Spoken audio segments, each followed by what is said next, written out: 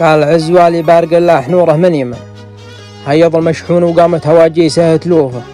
مع غنية مشعجل أشكيل قسوة لمن أشهد إني حبقت القافة بصادق حروفه.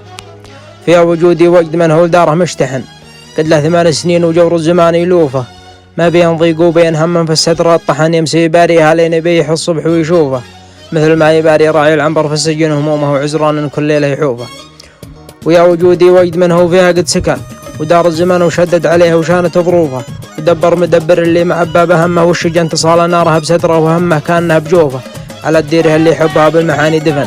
وزلي من زمانه لاحقه خله وخوفه. في راك باللي يجلي هم منهم الغبن يضربك الأجل وعرب لجة بلوفه، سموك سلفر فيه من الذياب والسكن ميزته ما يمكن فيه موتر يطوفه،